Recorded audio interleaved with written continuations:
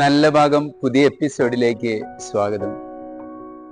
നമ്മളൊക്കെ ജീവിതത്തിൽ ആരെങ്കിലുമൊക്കെ നമ്മൾ ചെയ്യുന്ന നല്ല പ്രവൃത്തികൾ കാണാൻ ആഗ്രഹിക്കുന്നു. അങ്ങനെ ഇല്ലാത്തവരാരുമില്ല. അതുപോലെ തന്നെ ജീവിതത്തിൽ പരാജയം വരുമ്പോഴും അല്ലെങ്കിൽ ഒരു രോഗം വരുന്നു, ആരെങ്കിലുമൊക്കെ നമ്മളെ മനസ്സിലാക്കുന്നുണ്ടെന്ന് കാണാനും കേൾക്കാനും ഒക്കെ നമുക്ക് ആഗ്രഹമുണ്ട്. അത് മനുഷ്യ സഹജമാണ്. ദൈവം പോലും എല്ലാം സൃഷ്ടിച്ചതിന് ശേഷം പറഞ്ഞത് എല്ലാം നന്നായിരിക്കുന്നു. അവിടെ കമന്റ് പറയുന്നത് ദൈവം തന്നെ പറയുകയാണ് എല്ലാം നന്നായിരിക്കുന്നു. അപ്പോൾ നമ്മുടെ ജീവിതത്തിൽ ആരെങ്കിലുമൊക്കെ ഇത് പറയാനായിട്ടുള്ളൊരു കാര്യം, ഒരു വീട്ടിലൊരു ദിവസം ഞാൻ ചെന്നപ്പോൾ അവർ പറയുക, അച്ഛാ ഞങ്ങളുടെ വീട്ടിൽ ഒത്തിരി അസുഖങ്ങളും കുറേ ഇങ്ങനെ ചികിത്സകളും ഹോസ്പിറ്റലിൽ കയറി ഇറങ്ങി നടക്കായിരുന്നു. പക്ഷെ എന്നാലും ഈ അസുഖമോ ഇങ്ങനെയുള്ള പൈസ കുറെ നഷ്ടമായതോ ഇതൊന്നല്ല വിഷമം. ഒരാളെങ്കിലും വന്നൊന്ന് ചോദിക്കണ്ടേ, എന്തായി അസുഖങ്ങളൊക്കെ മാറിയോ, ഇപ്പൊ എങ്ങനെയുണ്ട് എന്നൊന്ന് ചോദിക്കാൻ ആരും ഇല്ല അച്ഛാ. അപ്പോ രോഗം വന്നതിനേക്കാൾ ഉപരി ആരും ചോദിക്കാനില്ലല്ലോ. അല്ലെങ്കിൽ അസുഖങ്ങളൊക്കെ മാറി ഇപ്പൊ റെഡിയായി വന്നോ എന്നൊന്ന് ചോദിക്കാനോ പറയാനോ ആരും ഇല്ലാത്തതാണ് അവരുടെ ജീവിതത്തിലൊക്കെ വിഷമമായിട്ട് അവർ പറയുന്നത്. നമുക്കറിയാലോ, വീട്ടിൽ തന്നെ ഭാര്യ നന്നായിട്ടൊക്കെ കറി വെക്കും. അങ്ങനെ വെച്ച് കഴിഞ്ഞ് ഭർത്താവിന് കൊടുത്തു കഴിയുമ്പോൾ ഒന്ന് വെയിറ്റ് ചെയ്യണ്ടാവും.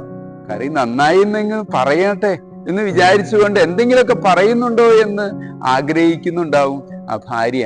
പക്ഷെ അത് ആ വായിൽ നിന്ന് വരാതെ വരുമ്പോൾ എന്തുമാത്രം വിഷമമൊക്കെയാണ്. ഒരുപക്ഷെ വീട്ടില് എല്ലാം ഭംഗിയായിട്ട് വെച്ച് മുറ്റമൊക്കെ നന്നായിട്ട് പുല്ലൊക്കെ പറിച്ച് ഭംഗിയായിട്ടൊക്കെ വെച്ച് കഴിയുമ്പോൾ ഭാര്യ പ്രതീക്ഷിക്കും ഇന്ന് ഭർത്താവിന് എല്ലാം നന്നായിരിക്കുന്നുണ്ടല്ലോ, പുല്ലൊക്കെ പറിച്ചിട്ടുണ്ടല്ലോ എന്നൊക്കെ പറയാനായിട്ട് ഒരു ആഗ്രഹമുണ്ട്, പറയും എന്നുള്ള പ്രതീക്ഷയോടുകൂടി ഇരിക്കണം. ജീവിതത്തിൽ അങ്ങനെയാ. നമ്മുടെ ജീവിതത്തിൽ ആരെങ്കിലും നമ്മളൊന്ന് അക്സെപ്റ്റ് ചെയ്യണം, അല്ലെങ്കിൽ ഒന്ന് അക്നോളജ് ചെയ്യണം, ഒന്ന് അവെയർ ആവണം.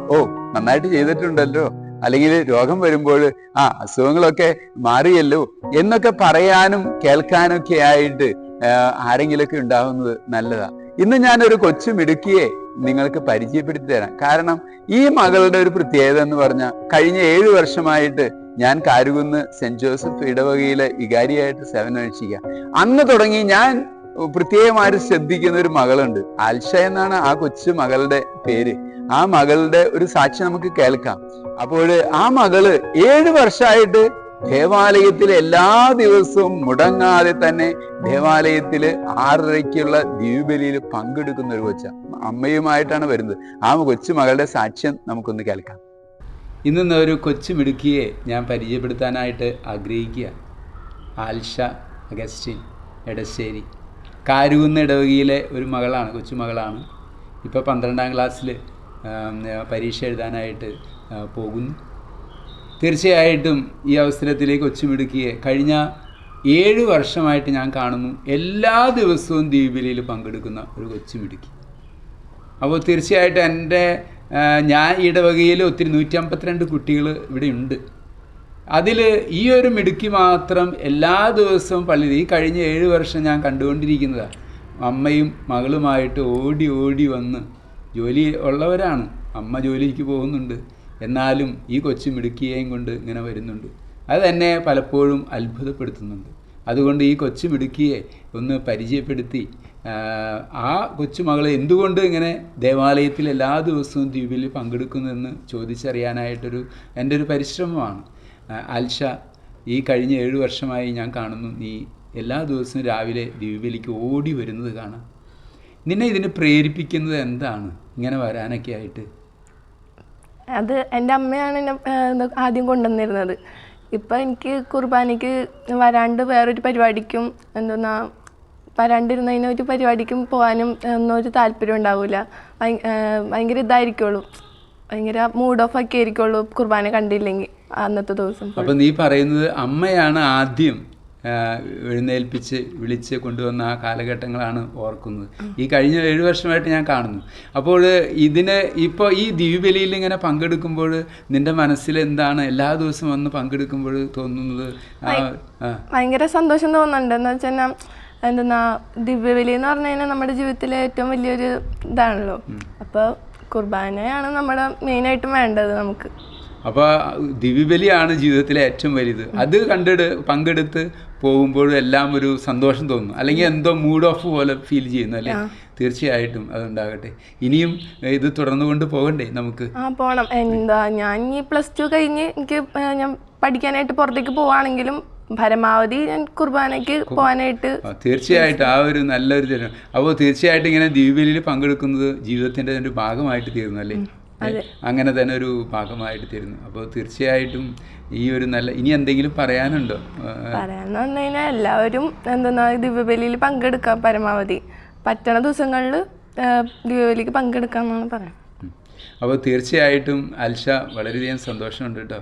അമ്മയുടെ ആദ്യത്തെ ദിവസങ്ങളിലൊക്കെ അമ്മ നിർബന്ധിച്ചുകൊണ്ടായിരിക്കും വന്നിരിക്കുന്നത്. പക്ഷേ ഇന്നും എന്നും കഴിഞ്ഞ 7 വർഷമായിട്ട് ഞാൻ കാണുന്നു, മുടങ്ങാതെ വരുന്നു. അമ്മ ഇതിന് പുറകിലുണ്ട്. എന്നാലും നിനക്കും അത് താല്പര്യം ജനിച്ചു. ഇപ്പോൾ ദിവ്യബലി ഇല്ലാതെ ഒരു ദിവസം മുന്നോട്ട് കൊണ്ടുപോകാൻ പറ്റുന്നില്ല. അതൊരു മൂഡ് ഓഫ് പോലെയാണ് തോന്നുന്നത്. അപ്പോൾ തീർച്ചയായിട്ടും കർത്താവ് സ്പർശിച്ചിട്ടുണ്ട്. ആ ദൈവത്തിൻ്റെ കൂടുതൽ അനുഗ്രഹം ഇനിയും നിൻ്റെ പഠനത്തിലും എല്ലാം കിട്ടട്ടെ. എവിടെ പോയാലും, ഇപ്പം വേറെ രാജ്യത്ത് പോയാലും പഠിച്ചാലും എവിടെ പഠനത്തിന് പോയാലും ദിവ്യബലി വിട്ട് വേറെ ഒന്നും വേണ്ട. അതിൽ പങ്കെടുക്കാനുള്ള മാക്സിമം ചാൻസുകൾ ഉപയോഗിക്കാൻ അത് വളരെയധികം പ്രോത്സാഹനജനകമാണ്. ഇവിടെ 152 കുട്ടികളുണ്ടെങ്കിലും നീ ഇങ്ങനെ വരുന്നത് കാണുമ്പോൾ വളരെയധികം സന്തോഷമുണ്ട്. ഒരു മകളെങ്കിലും ദൈവമേ വന്നല്ലോ എന്നുള്ളൊരു ചിന്ത എൻ്റെ മനസ്സിലെന്നുണ്ട്. തീർച്ചയായിട്ടും ദൈവം അനുഗ്രഹിക്കട്ടെ. നിൻ്റെ അപ്പച്ചനെയും അമ്മച്ചിയെയും കുടുംബത്തിനും വേണ്ടിയിട്ട്, എബിന് വേണ്ടിയിട്ട് എല്ലാം ഞങ്ങൾ പ്രത്യേകമായിട്ട് പ്രാർത്ഥിക്കാം. ദൈവം അനുഗ്രഹിക്കട്ടെ കേട്ടോ. ഇതാണ് ഞാൻ ആ കൊച്ചുമകളെ ഇന്ന് ഇൻട്രൊഡ്യൂസ് ചെയ്യാൻ കാരണം. ഈ 7 വർഷം ആയിട്ട് ഇപ്പൊ 12ാം ക്ലാസ്സിൽ പഠിക്കും, തുടർച്ചയായിട്ട് വരുന്ന കൊച്ചിനെ ഒന്ന് അക്നോളജ് ചെയ്യുന്നത് ആ മകൾക്കുള്ളൊരു പ്രോത്സാഹനമായിരിക്കും. ഇതാണ് ജീവിതത്തിൽ എല്ലാവരെയും ഒന്ന് അക്നോളജ് ചെയ്യുക, ഒന്ന് അക്സെപ്റ്റ് ചെയ്യുക. നല്ലതായിട്ട് ഒരാൾ ചെയ്തിട്ടുണ്ടെങ്കിൽ ഒന്ന് ഷെയ്ക്ക് ഹാൻഡ് കൊടുക്കുക, നന്നായിട്ടുണ്ട് കേട്ടോ. അല്ലെങ്കിൽ ഒരു രോഗം വന്ന്, അല്ലെങ്കിൽ എന്തെങ്കിലും കടബാധ്യത വന്ന് നിൽക്കുമ്പോൾ, ഒത്തിരി കടമൊക്കെ ഉണ്ടല്ലേ, വിഷമിക്കേണ്ട കേട്ടോ, അതൊക്കെ നമുക്ക് വീട്ടാം എന്നൊക്കെ ഒന്ന് പറയുമ്പോൾ ആ വ്യക്തിക്ക് ഊർജം കിട്ടും. അതുകൊണ്ടാണ് ജീവിതത്തിൽ ആളുകൾ പറയുക, നഷ്ടം വന്നതോ രോഗം വന്നതോ അല്ല വിഷമം, ആരെങ്കിലും ഒക്കെ ഞങ്ങളെ കാണുന്നുണ്ടല്ലോ ഇങ്ങനെ ഉണ്ടായിട്ടോ വിഷമിക്കണ്ട എന്നൊക്കെ പറയാനായിട്ട് ഒരാളുണ്ടാവുന്നത് ജീവിതത്തിൽ വലിയതാണ്. നമ്മുടെ ജീവിതത്തിൽ ഓർക്കുക, വിജയം കിട്ടുമ്പോഴും ഒന്ന് പ്രോത്സാഹിപ്പിക്കുക. അപ്പോ നമ്മളൊരു മാച്ചിനോ അല്ലെങ്കിൽ എന്തെങ്കിലും കോമ്പറ്റീഷന് ജയിച്ചു കഴിയുമ്പോൾ നമ്മളെന്താ നോക്കാം, ആരെങ്കിലുമൊക്കെ എന്നെ ഒന്ന് ഷെയ്ക്കേണ്ടി ഒന്ന് പ്രോത്സാഹിപ്പിക്കുന്നുണ്ടോ, ആരെങ്കിലുമൊക്കെ ഒന്ന് അഭിനന്ദിക്കുന്നുണ്ടോ നോക്കാറില്ലേ? അതെല്ലാവരും മനുഷ്യ സഹജ അങ്ങനെയുള്ളത്. അപ്പൊ എവിടെ നന്മ കണ്ടാലും ഒന്ന് പ്രോത്സാഹിപ്പിക്കാൻ, ഒന്ന് അഭിനന്ദനം പറയാനായിട്ട് മനസ്സ് വരണം. എവിടെയെങ്കിലും രോഗങ്ങളോ നഷ്ടങ്ങളോ ഒക്കെ ഉണ്ടാകുമ്പോഴും ഒന്ന് അക്നോളജ് ചെയ്യുക, വിഷമിക്കേണ്ട കേട്ടോ, ഇതൊക്കെ നമുക്ക് കയറി പേടിക്കാം എന്ന് പറയാനായിട്ടുള്ള ഒരു മനസ്സ് എന്ന് നമുക്കുണ്ടാകാം. അതായിരിക്കട്ടെ ഇന്നത്തെ ചിന്ത. ദൈവം നിങ്ങളെ ഓരോരുത്തരെയും അനുഗ്രഹിക്കട്ടെ. നന്ദി.